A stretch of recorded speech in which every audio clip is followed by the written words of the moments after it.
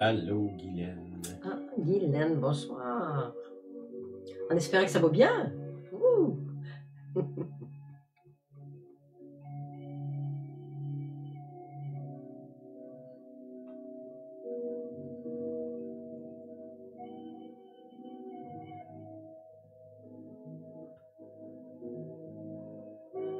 Allô, François. Allô, François. On espère que ça va mieux.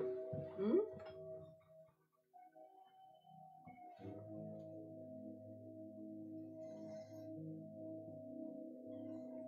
Bonjour à vous deux. Denis.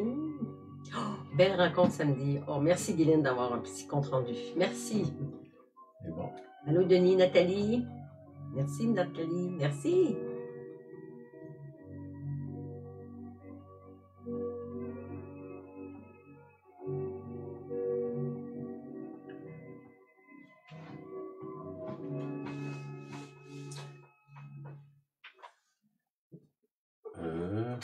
OK. T'avais dit quelque chose? Ben, on continue la rencontre, mon enseignement, c'est-à-dire des mardis matin, pour ceux qui m'écoutent. On continue, on est à la leçon 21, exactement. Alors, bienvenue. Si vous voulez vous connecter, à vous de demander. Pierre et Ginette, merci. Bye bye. Bonjour. Bonsoir.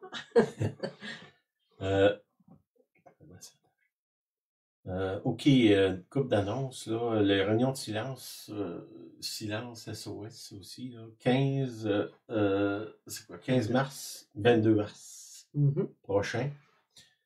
Aussi, on va recevoir John Cava, qui est un frère qui a une maison en Caroline du Sud, puis qui a une maison en Italie. Là, il fait du mystère beaucoup en Italie depuis quelques années. Là. Puis il est impliqué aussi en Caroline du Nord. Il est venu ici à plusieurs reprises. Ce qui va être ici au mois de juin. 13, 14, 15 juin, on a loué le camp de l'Arche à Saint-Éliézard, pas loin de Québec. Là. J'ai pas les détails encore là, de tout ça, mais peut-être si vous voulez écrire sur votre calendrier, là, c'est une fin de semaine, 13, 14, 15 juin, au camp de l'Arche à Saint-Éliézard. Je vais vous revenir avec les détails là, de comment ça va se passer. John, il vient normalement avec une équipe, des gens, la dernière fois, il y avait des gens de l'Alabama. Puis d'autres fois, c'est d'autres gens là, de différentes places. C'est qu'on va avoir du temps de ministère, de fraternité, prier les uns pour les autres, l'enseignement aussi.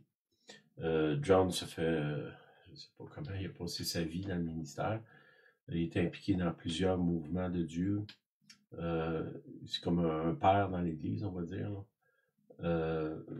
Quelqu'un de extraordinaire à connaître, à rencontrer aussi. C'est que 13, 14, 15 de juin au camp de l'Arche. OK. As-tu d'autres choses? Non, je pense pas. OK. Nous, on est pas mal occupés. Là. On voyage aux États-Unis. On retourne bientôt. Puis après ça, on va en France. Après ça, Saskatchewan. Après ça, Caroline. C'est ça. On est occupés. Puis on a eu du bon temps. Nous autres aussi, Guylaine, on a eu une bonne rencontre samedi. Il n'y avait pas beaucoup de monde, mais on a eu vraiment un tour de table extraordinaire là, de prophétique. Là. C'était bon. OK. En passant, c'est peut-être un bon temps là, de réfléchir à recevoir des gens chez vous. Pas besoin d'être un théologien, là, simplement d'avoir on va dire, le ministère de l'hospitalité. L'audace d'ouvrir. L'audace d'ouvrir notre maison là, aux autres. Quand on ouvre notre maison, il y a le Seigneur, il vient, il frappe à la porte. Ceux qui rouvrent, ben, ils rentrent. C'est une invitation. Si vous voulez avoir le Seigneur chez vous, c'est une bonne façon d'inviter. Inviter le Seigneur puis sa famille, la famille de Dieu. Peut-être ajuster selon vos capacités, là, autant en nombre de personnes que peut-être avec votre temps, vous dites, ben moi, une fois par mois, c'est suffisant, une fois par 2 mois. Non, moi, je veux une fois par semaine. Ben, selon ce que vous avez, mais je vous encourage à le faire. C'est quelque chose qu'on pratique, nous, depuis Oh, depuis la naissance de nos enfants, je crois. Depuis la tendre enfance. Depuis peut-être 40 quelques années, 45 ans. On a reçu des gens extraordinaires, on a reçu des anges aussi. Littéralement des anges, là. C'est même pas une. Ben, j'aurais ça, une. Des anges qui sont venus chez nous. Des anges qui viennent du ciel, là. Oui, il y a des humains, là, des fois, qui viennent comme des anges, mais il y en a que c'est littéralement des anges. Là. On a eu quelques expériences, puis ça dit dans la Bible aussi, d'exercer l'hospitalité, puis parce qu'ils exercent l'hospitalité, certains ont reçu des anges. Ouais. Ça, c'est dans la Bible, là. Donc, premièrement, il y a beaucoup de gens qui voudraient voir les anges, ben invite-les chez vous, ils vont venir. Ils peuvent venir se manifester au travers de personnes, définitivement, ou l'esprit, je veux dire, peut se manifester au travers de personnes, mais d'autres fois, c'est un ange qui vient, qui est là, puis quand il a fait son travail, il disparaît. On a quelques témoignages de ça, de nous-mêmes, puis de d'autres qu'on connaît aussi. Mais il faut exercer l'hospitalité. C'est ça que ça dit dans la parole. OK, le passage que j'ai aujourd'hui, c'est « Qu'as-tu que tu n'aies reçu? » OK, c'est un passage dans la Bible. 1 Corinthiens 4-7. Et c'est Paul qui, un peu, il s'adresse à des gens qui, on va dire, se pensent un peu supérieurs aux autres, là. Puis il dit, ben, car qui est-ce qui te distingue? Hein? Est-ce que tu as quelque chose de spécial? Qu'as-tu que tu n'aies reçu? Continue en disant ça. Et si tu l'as reçu, pourquoi te glorifies-tu comme si tu ne l'avais pas reçu? Puis je veux m'attarder sur le passage « Qu'as-tu que tu n'aies reçu? » Bon, le souffle de la vie, ça vient de Dieu.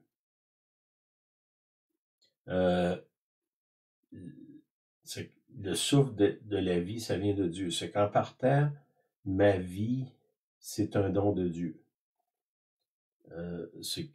À partir de là, mettons, à partir du moment de la conception, dans le sein de ma mère, ça, c'est un don de Dieu. Chaque enfant qui naît, c'est un don de Dieu. Puis, à partir de là, tout ce qui arrive après, c'est un don de Dieu. Qu'as-tu que tu n'aies reçu? J'ai pris l'image de la Terre en arrière de moi. Tout ce que sa Terre, tout ce que sa planète, les habitants, les animaux, les matières premières, l'eau, la terre, la forêt, tout ça, ça appartient à Dieu.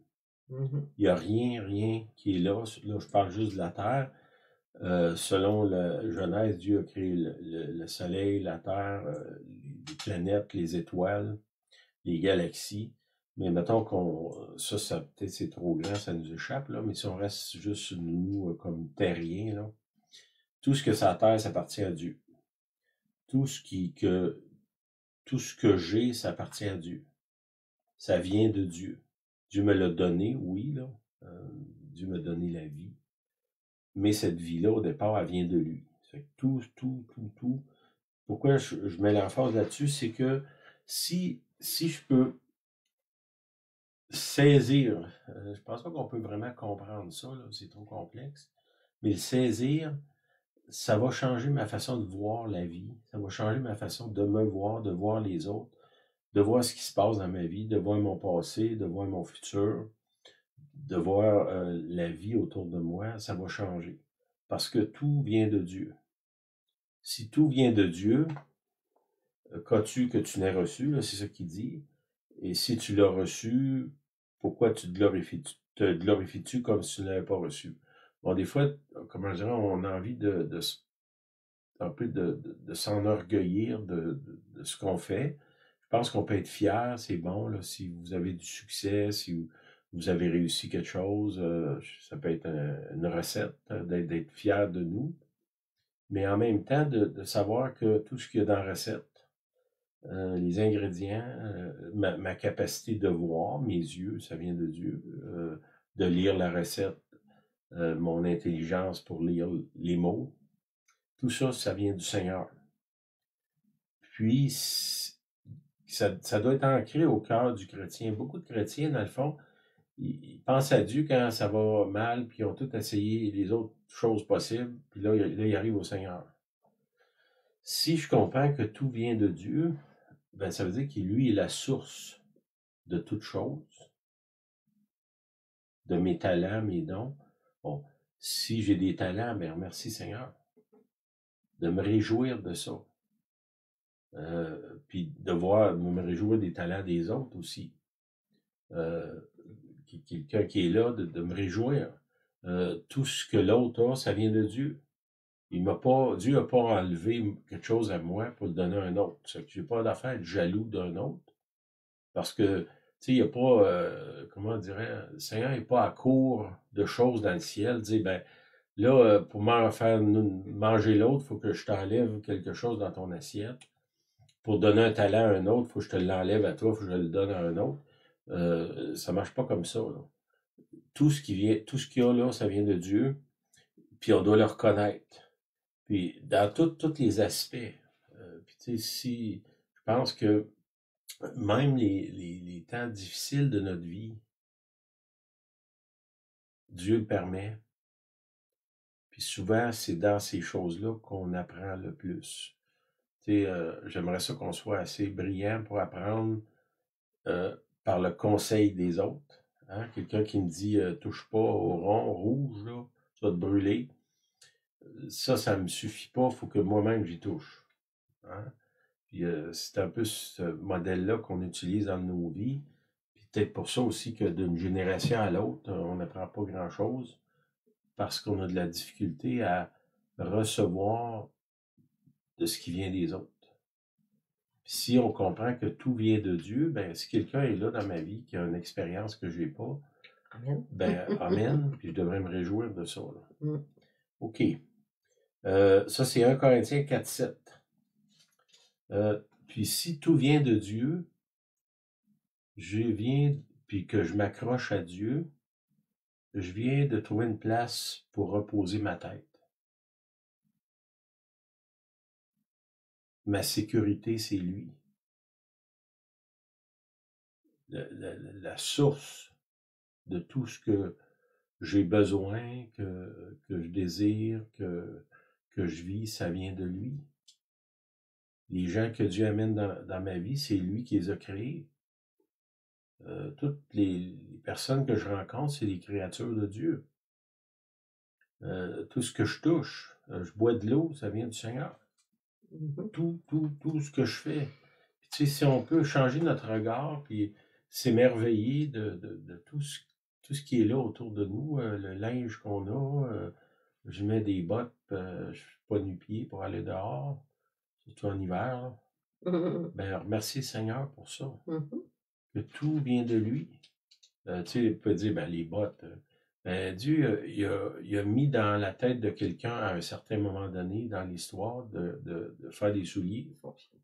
Puis à d'autres de les raffiner.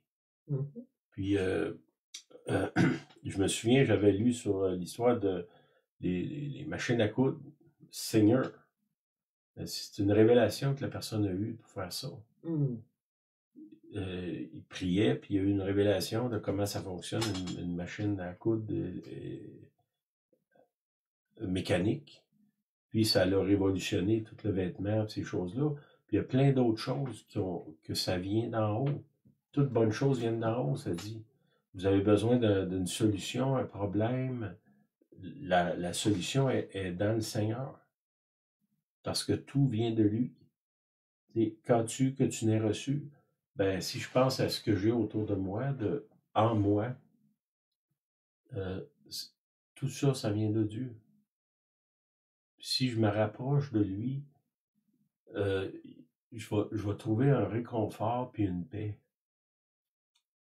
Actuellement, il y a beaucoup de gens agités, là, agités, inquiets, angoissés, parce soit qu'ils n'ont pas vraiment profondément connecté avec Dieu.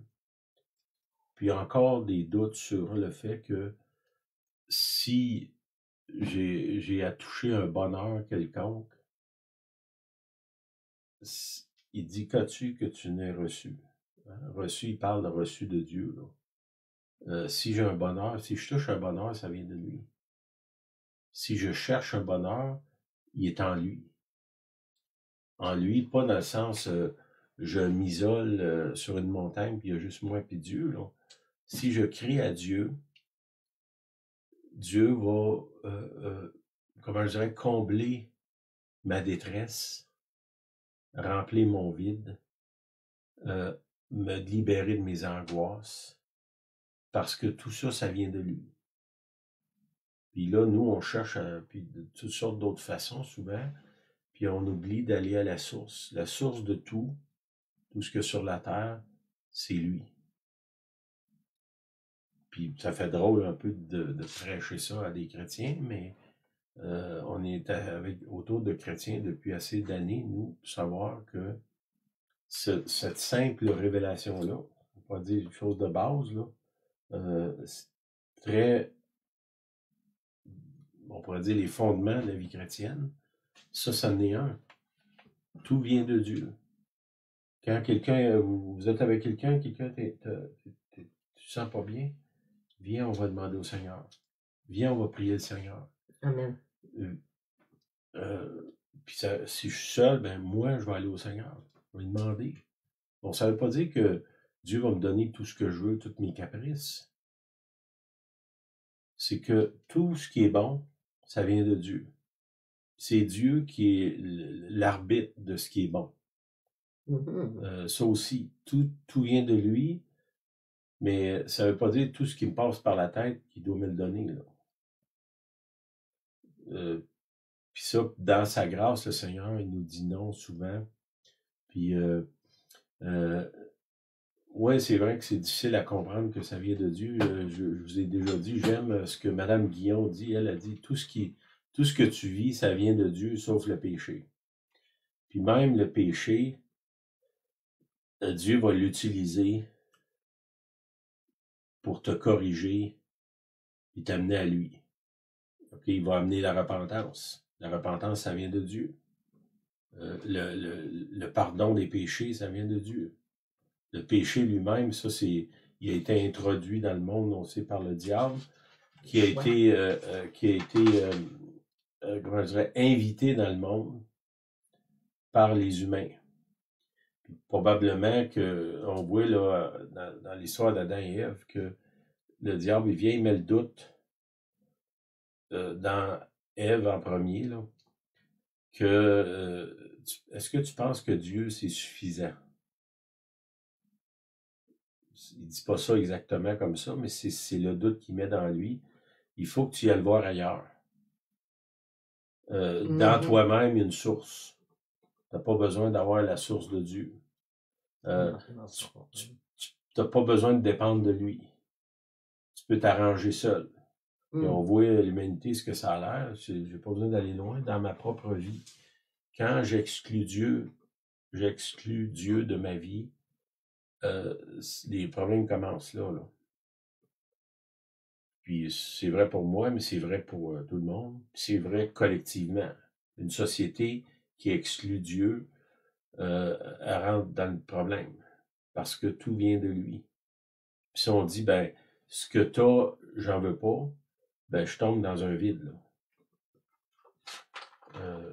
Puis Dieu est là, puis il attend, dans le fond, repens-toi. Le mot repens, ça veut dire détourne-toi, là.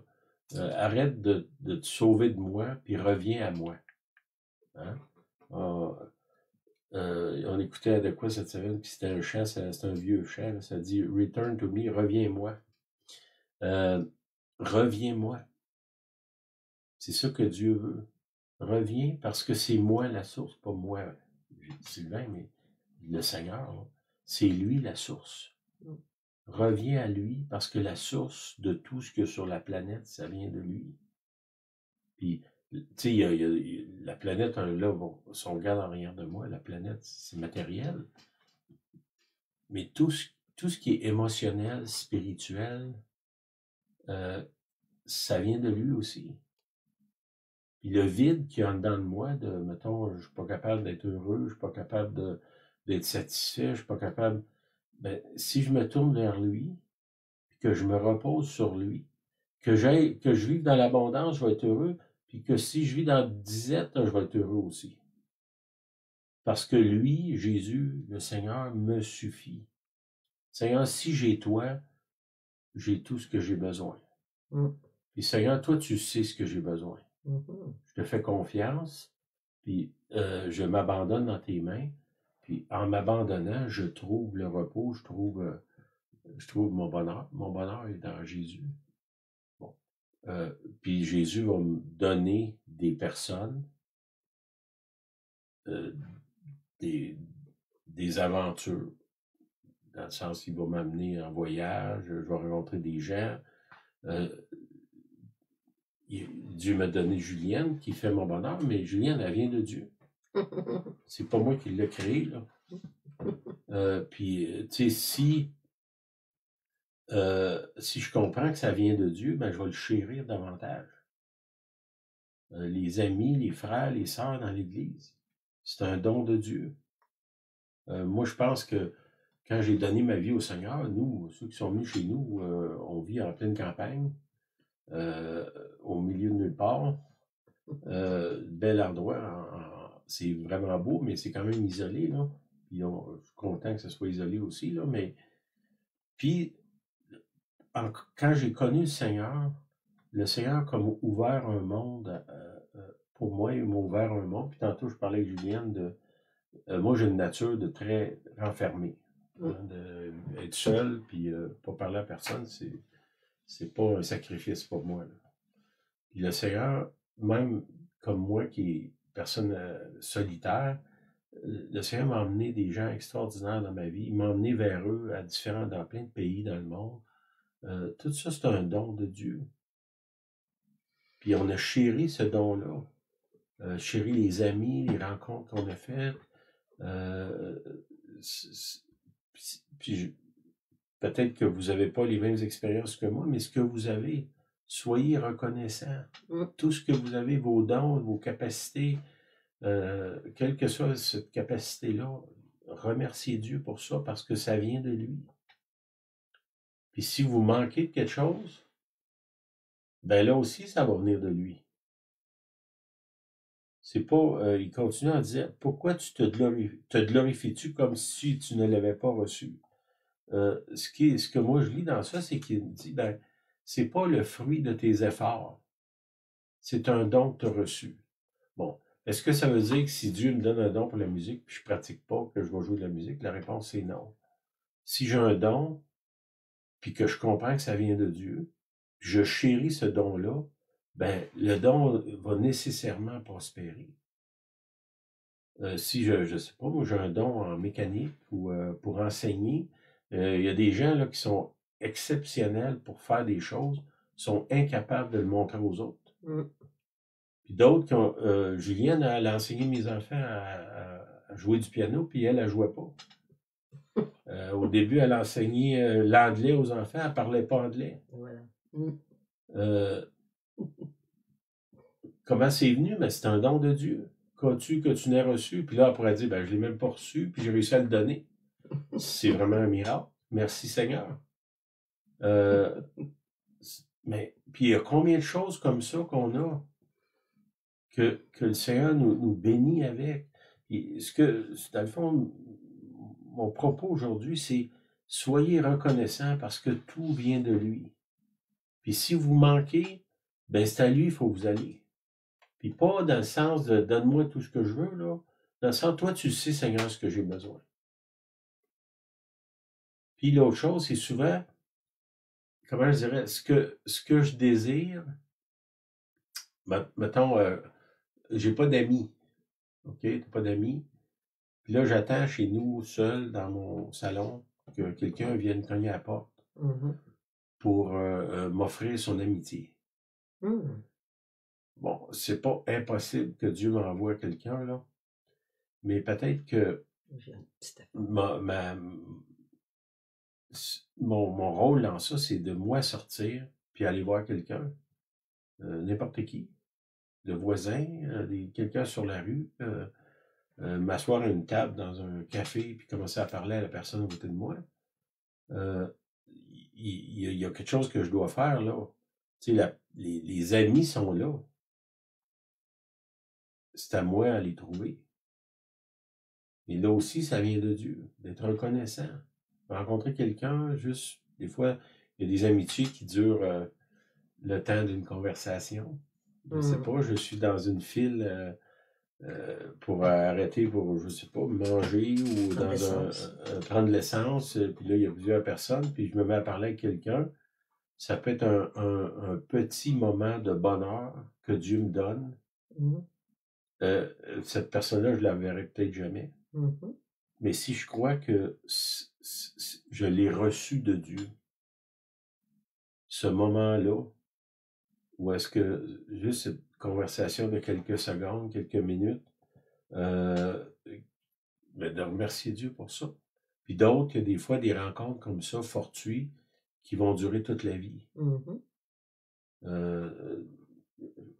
gens que j'ai rencontrés au travail, puis c'est une amitié de 30, 40 ans. D'autres, des gens que j'ai rencontrés à l'église, ce 40 quelques années, on a une amitié qui est là. D'autres, c'est plus court, on va dire. Mais c'est tous des moments de délices qui viennent de Dieu. Les rencontres. OK, dans Psaume 103, 1. C'est David qui parle, il dit, dans le fond, il pousse un peu très loin cette idée-là d'être reconnaissant, de comprendre que tout vient de Dieu. On va le lire ensemble. Il dit, mon âme bénit l'Éternel. Pourquoi mon âme bénit l'Éternel? Ben Seigneur, si j'ai un âme, c'est parce que tu me l'as donné. Tout ce qui est en moi bénisse l'Éternel. Tout ce que j'ai, les dons, les talents, les expériences, les souvenirs, tout ça doit bénir l'Éternel. Mon âme bénit l'Éternel, n'oublie aucune de ses bienfaits. Je lisais un article cette semaine, il parlait de nostalgie. Puis c'est drôle parce qu'il disait nostalgie, ça a déjà été vu comme une maladie. Négatif. Puis aujourd'hui, c'est vu comme un médicament. Si je fais juste fermer mes yeux, puis je sais pas, j'essaie de me rappeler quand j'avais 20 ans, quand j'avais 30 ans, quand j'avais 40 ans, différentes expériences, des rencontres, des fois c'est je sais pas, une image, une photo. Je voyais une photo d'un site qu'on a visité en Autriche. Juste en regardant la photo, il y a plein de souvenirs qui sont revenus. Des fois, c'est des personnes. En fin de semaine, il y avait une jeune femme qui est rendue à je sais pas quel âge, une trentaine d'années peut-être. Puis j'avais une photo d'elle que j'ai trouvée quand elle avait 3 ans. Elle avait 3 ans. Puis on a sorti la photo, on a bien rigolé, là, mais elle était chez nous avec mes enfants quand elle avait 3 ans. Puis là, elle était chez nous, mais c'est rendu une femme, une adulte. Là. Puis là, il y a tous ces souvenirs-là pour elle puis pour nous. Il y a quelque chose dans ça. Là. Ça, c'est en moi. Puis, tu sais, au lieu de vous souvenir de tout, juste ce qui ne marche pas, là, souvenez-vous de bons moments. Des rencontres, des choses, des clins d'œil de Dieu, des fois des affaires cocasses qui nous arrivent que des fois un drame qui a tourné au ridicule, puis aujourd'hui on peut en rire. Là. Quand on était là, on pleurait, puis après ça, on y repense, puis on rit. Là. C'est lui qui pardonne toutes tes iniquités. Hein? Qu'as-tu que tu n'aies reçu? Ben, j'ai reçu le pardon de mes iniquités. C'est toute une chose. Quand je pense à ma vie, à ce que je suis, comment le Seigneur était bon avec moi de me pardonner de mes péchés, de ma nature de péché. J'en reviens pas qu'il ait fait ça. J'ai zéro doute que je ne le méritais pas. Là. Qui ça dit, qui guérit toutes tes maladies. C'est lui qui délivre ta vie de la fosse. Si vous êtes dans une fosse, qui est-ce qui peut vous sortir de là? C'est lui. Crois-tu que tu n'es reçu? Ben, j'ai reçu la libération de la fosse. Quelquefois dans notre vie, on était dans une fosse. Puis qui est-ce qui nous a sortis de là? C'est le Seigneur. Oui, Dieu peut utiliser quelqu'un. Mais cette personne-là, c'est un envoyé de Dieu. Hein? Ça peut être vous, l'envoyé de Dieu. Si Dieu vous parle d'aller aider quelqu'un, ben allez-y. Ça va être vous, le libérateur.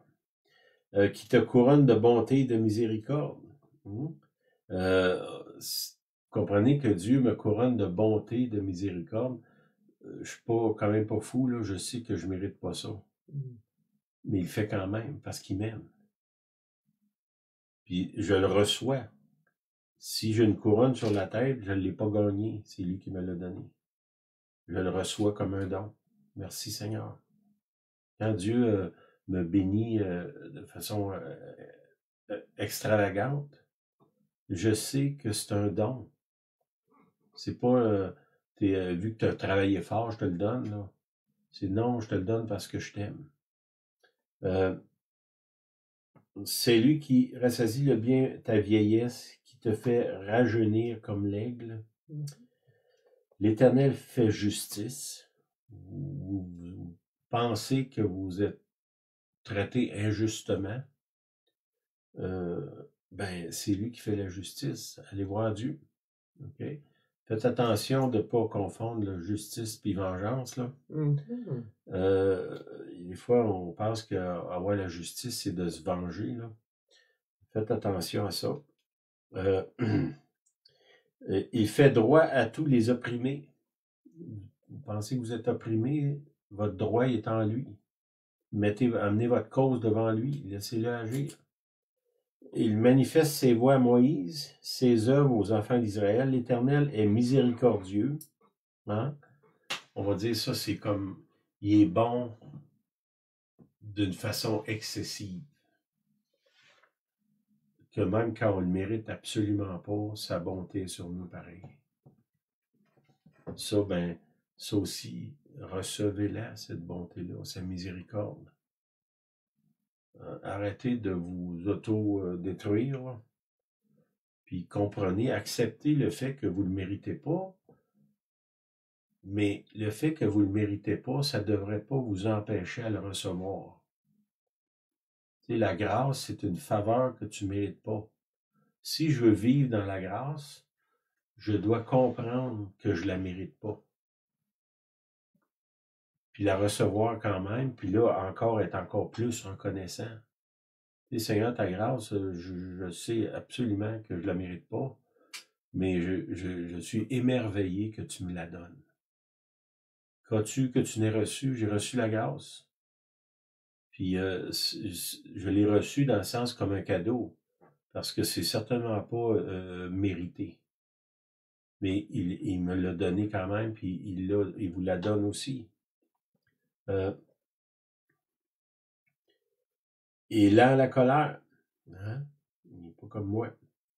Il est riche en bonté. Il est riche. Nous autres, des fois, on est pauvres en bonté. On veut que les autres soient bons pour nous, mais nous, c'est plus compliqué. Soyons riches en bonté. Il ne conteste pas sans cesse. Hein? Il ne garde pas sa colère pour toujours.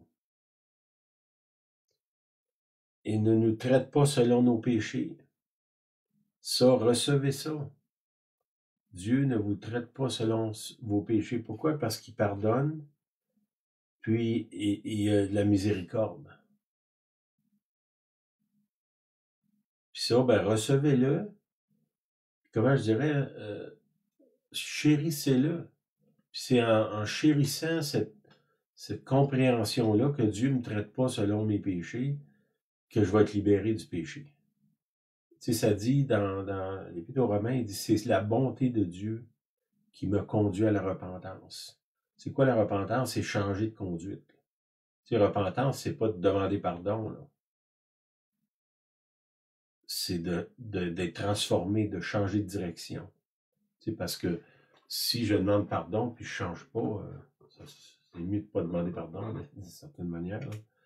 Puis le Seigneur, lui, il vient, puis c'est lui qui me libère de ma nature de péché. Ça vient de lui. Vous êtes pris dans le péché, ben essayez pas de sortir de là. Criez au secours. C'est lui qui peut vous sortir du péché. C'est ni moi, ni Pierre Jean-Jacques, là. C'est le Seigneur.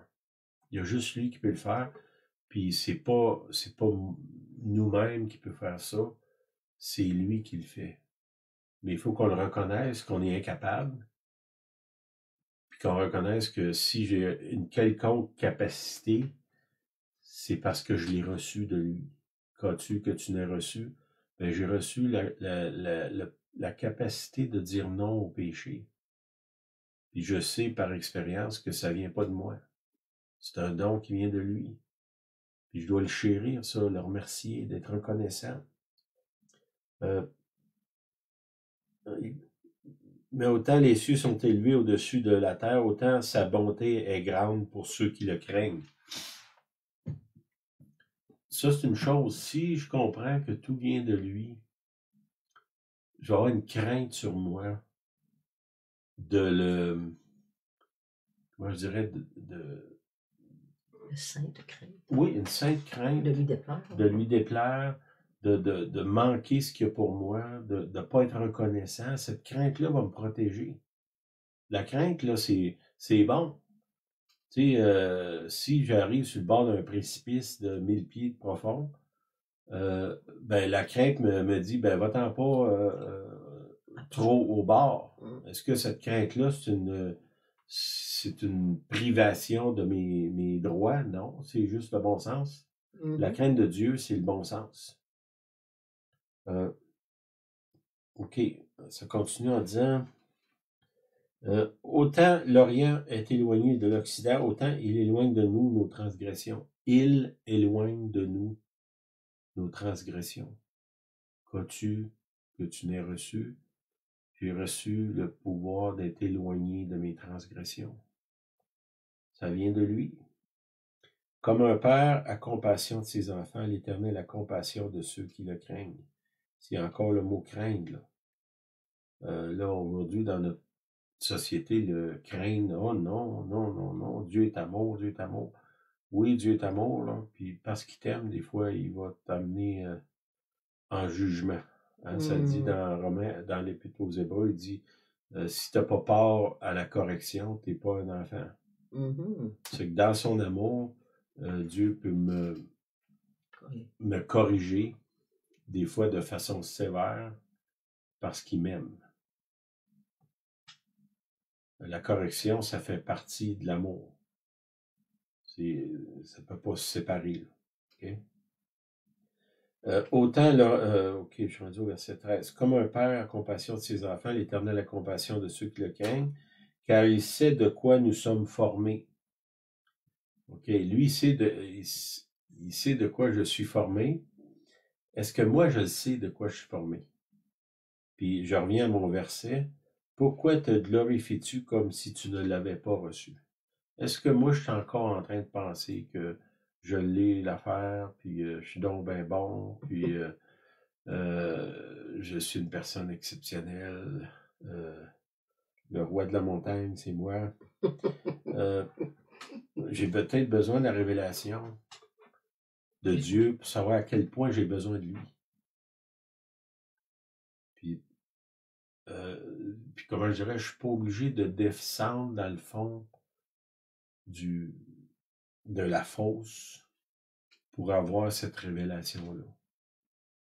Je pense que simplement, si je fais simplement m'asseoir tranquillement, puis réfléchir à qui je suis, à quoi je suis capable, à juste mes pensées, comment c'est tordu,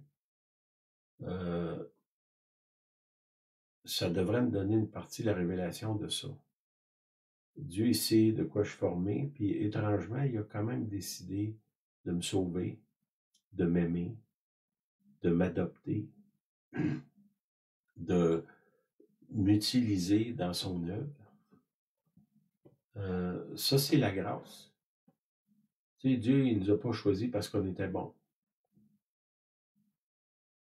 Dieu nous a choisis parce que je ne sais pas pourquoi, là. Je vois pas, comment je dirais, j'ai pas donné aucune raison de me choisir. Plutôt le contraire. Puis il m'a choisi quand même. Puis ça, je l'ai reçu. Hein, il dit, qu'as-tu que tu n'aies reçu? Ben, Seigneur, j'ai reçu ta grâce. Parce que je sais de quoi je suis formé. Puis je sais ce que je vaux. Puis, comment je dirais, cette révélation-là ne fait pas que je m'apitoie sur moi-même. Ça me fait vivre dans la... Tu sais, ça dit, vous connaîtrez la vérité vous affranchira, vous rendra libre. Si je comprends la vérité sur moi-même, je deviens un homme libre. Puis à ce moment-là, je peux jouir parfaitement de la grâce en sachant à chaque seconde que je ne la mérite pas. Puis souvent, on se prive de la grâce parce qu'on essaye de la mériter. Puis par définition, la grâce est une faveur que tu ne mérites pas. Tu ne la mériteras jamais. Tu ne seras jamais assez bon. Puis si on est bon, c'est encore là quelque chose qu'on a reçu de Dieu. Hein? Toutes bonnes choses viennent de Dieu. Jésus dit, sans moi, vous pouvez rien faire. Ben, ça, c'est deux révélations. La révélation de mon état de pécheur déchu, d'homme déchu, puis la révélation du Dieu Jésus-Christ qui vient me sauver, qui vient m'adopter, qui me donne son esprit, qui m'amène à marcher avec lui, qui me transforme, qui m'adopte finalement. Là. C'est ça que le Seigneur nous amène. Il se souvient que nous sommes poussière. Est-ce que nous autres, on s'en souvient? Ça, c'était au verset 14. L'homme, ses jours sont comme l'herbe. Il fleurit comme la fleur des champs. Lorsqu'un vent passe sur elle, elle n'est plus, et le lieu qu'elle occupait ne la reconnaît plus. Ça, si on regarde les années passées, puis c'est comme un souffle. Cette semaine, on regardait des vieux vidéos de nos enfants, la plus jeune avec moi. 5 ans. 5 ans, puis ils chantent des chants. C'est des concerts qu'ils faisaient. Là. Ben, j'ai l'impression que c'était hier. Mm-hmm. Puis là, on est rendu grands-parents. Mm-hmm. Ça passe comme ça, la fleur. Puis l'autre chose, je veux parler de ça. Je vous parlais au début d'inviter des gens, puis d'aller vers les autres, puis tout ça. Dans le fond, la seule chose qui va rester de nous autres, quand on va être mort, c'est l'impact qu'on a eu dans la vie des gens. Mm-hmm. C'est pas les autos que j'ai réparées, là, puis les murs que j'ai peinturés. C'est l'impact que j'ai eu dans la vie des gens. Puis c'est pour ça que c'est si important que la grâce qui vient sur vous, répandez-la sur les gens autour de vous, les personnes.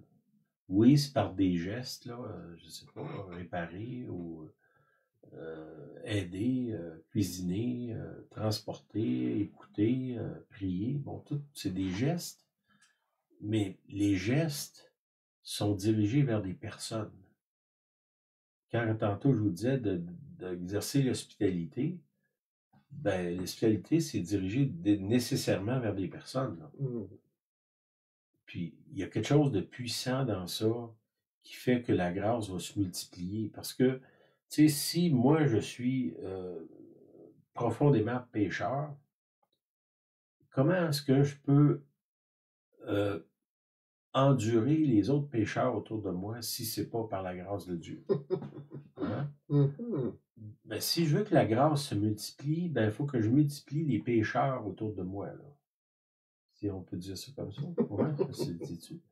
Les pécheurs dont je suis, Paul dit, dont je suis le premier ou le plus grand. Là. Paul dit ça. Il y a quelque chose dans ça là, qui doit comment je dirais, se répandre.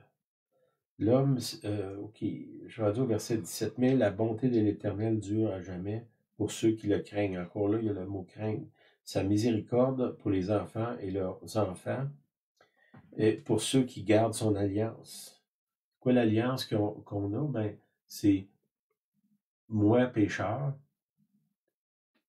qui a été sauvé par grâce. J'ai été adopté par lui. Puis ce que le Seigneur me dit, ben l'alliance que j'ai faite avec toi, je veux que tu la gardes précieusement, que tu la chérisses. Ce que j'ai fait pour toi, chéris-le, parce que tu ne le mérites pas. Puis je te le donne quand même, parce que je t'aime. Amen. C'est ça de garder l'alliance. Hein? Et se souviennent de ses commandements afin de les accomplir. Il y a quelque chose d'agir aussi. L'Éternel a établi son trône dans les cieux et son règne domine sur toutes choses. Bénissez l'Éternel, vous, ses anges, qui êtes puissants en force et qui exercez ses ordres, en obéissant à la voix de sa parole. Okay? Il y a ça aussi. Dieu nous parle dans sa grâce. Et soyons obéissants. Obéissant, c'est comment? Ben, dans le fond, le fondement de l'obéissance, ça serait de répandre son amour autour de nous. Je pense que si on fait ça, on va réussir notre vie. Puis on va avoir un impact dans la vie des autres. Je suis conscient que cet amour-là divin ne vient pas de nous. Elle découle de la grâce. Puis comme je vous dis, si on va vers les autres, cette grâce-là va couler vers les autres. OK. Bénissez l'Éternel, vous tous, ses œuvres. Nous sommes son œuvre. Hein? Ça veut dire, si je suis son œuvre, c'est vraiment quelque chose qui vient de lui, je l'ai reçu de lui. Tout ce que j'ai, ça vient de lui. Je suis son œuvre. Puis là, si on pourrait dire, le Seigneur pourrait me dire, ben arrête de résister, sois docile, laisse-moi agir en toi et au travers de toi. Crée un espace pour ma présence dans ta vie. Puis aussi ma présence dans la vie des gens qui t'entourent. Dans tous les lieux de sa domination, mon âme bénit l'Éternel. Ça, c'est le psaume 103. Okay, je pense que ça pourrait me dire d'autres choses, là, mais je vais arrêter là. C'est que soyez reconnaissants. Puis si peut-être vous êtes dans une époque de votre vie où est-ce que vous avez envie de vous plaindre de tout, là, prenez un papier et écrivez les bonnes choses que Dieu a faites depuis. Là. Simplement dire, ben Seigneur, je te remercie parce que je suis né. Mm-hmm. Je suis sur la terre. Mm-hmm. J'ai l'espoir encore d'être utilisé par toi, de toucher à ta grâce, de toucher à ta bonté. Puis là, ben, à partir de là, plein de choses là, de votre vie, remerciez-le. Puis peut-être aussi de demander au Seigneur, ben Seigneur, invite-moi dans une aventure avec toi. Puis là, soyez attentifs, parce que l'aventure, ça peut être quelqu'un que vous rencontrez sur la rue, avec qui vous allez parler, prier, donner quelque chose, aider. Puis dans ça, vous allez recevoir aussi. Dans l'aventure, des fois, je suis le donneur, d'autres fois, je suis le récipient. C'est moi qui reçois. Il y a les deux. Quand je reçois, je dois remercier le Seigneur. Quand je donne, je dois remercier le Seigneur. Parce que tout vient de lui. Soyez reconnaissants. Amen. Amen, amen. Il y a une chose que je vais ramener. Quand il y a un verset qui dit « Toutes bonnes choses viennent d'en haut, viennent de lui, du Père des Lumières », je pense que c'est un verset comme ça, mais les bonnes choses, nous, comme humains, les bonnes choses de Dieu, souvent, on n'a pas tout à fait la même définition. Il nous arrive un petit malheur, ça ne peut pas être une bonne chose de Dieu. Évidemment, il faut voir et être reconnaissant que les choses qui nous arrivent, malgré les mauvaises, c'est que Dieu a une définition tout autre de bonnes choses. Pourquoi je vous dis ça? Si, par exemple, celui qui apprend à perdre est celui qui va gagner. Apprendre à perdre, si vous allez me dire c'est une mauvaise chose, non, apprendre à perdre, c'est d'être gagnant. Déjà, c'est contraire un peu à la bonté de Dieu. J'ai perdu, bon, c'est soit un jeu de hockey ou perdu lors d'un match ou même d'un examen, là. Mais on apprend à perdre et c'est ainsi qu'on va gagner. Ça, c'est les principes du royaume. Ensuite, il y a un autre verset qui dit « La bonté de Dieu nous conduit à la repentance ». Quelle est cette bonté qui conduit à la repentance? Puis quand on parle de repentance, je pense que ça parle d'humilité. Si on reconnaît la bonté de Dieu dans les événements de tous les jours, soyons reconnaissants, la bonté de Dieu, elle commence à se manifester, on commence à la voir dans les bonnes et les moins bonnes, là. Ben, ça va nous conduire à la repentance, ça nous conduit à l'humilité. L'humilité, ben, c'est un fruit de l'esprit, c'est ça que Dieu désire.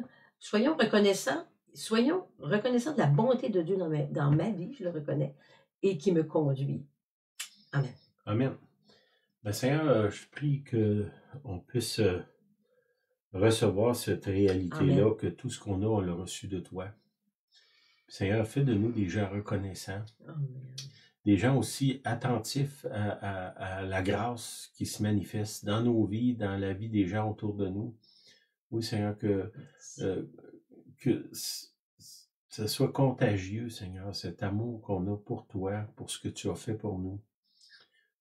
Puis qu'on soit des modèles de gens qui sont reconnaissants d'avoir reçu ce que tu nous as donné. Amen. Puis oui, Seigneur, ouvre nos cœurs. Puis donne-nous, Seigneur, une révélation de qui nous sommes, puis de qui tu es. Amen. Amen. Ben, merci. Bonne semaine. Bonne semaine à chacun de vous. C'est toujours intéressant de vous lire. Merci d'être là. Merci. Oui, merci d'être là.